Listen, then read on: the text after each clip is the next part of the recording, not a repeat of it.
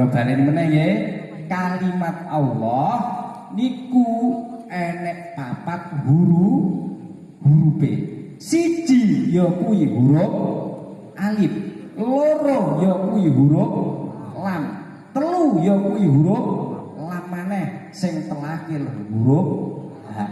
Dadi alif lam lam ha niku nek cara didadekne siji ya iku dadi unine lafat Allah. Lha napa maksude niku ngenten? Huruf alif iku tandha as-syari'atu fi'lul jasad. Huruf alif.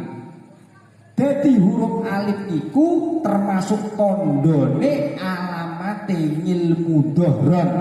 Maksude ngilmu dhahir, maksude ngilmu syariat, maksude tuntunan ilmu umum. Saged dipaham nggih?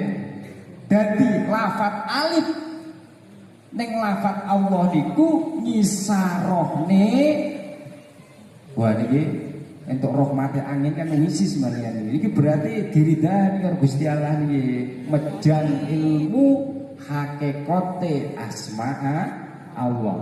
Jadi kula baleni meneh huruf alif niku tandha syariat. Dadi syariat niku fi'ul jasad. Maksudnya napa? Penggaweane raga. Saged dipaham?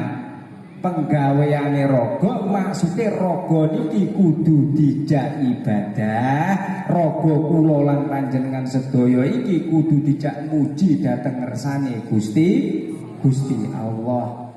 Piye carane muji Gus? Ya kuwi nglakoni ya salat fardu. Paham? Niku. Lah nek wis kula lan panjenengan sedaya ngerti lungguhe alif ternyata alif niku syariat nglakoni salat fardu, aja gur mandhek sakmono. Mula ning sikiran ke ya napa Gus Dur ke?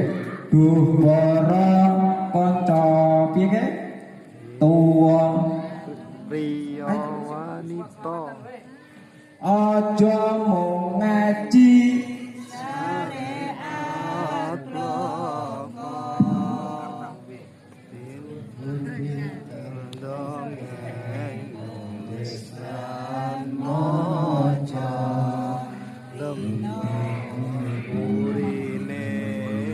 bakal iki balen meneh tembe burine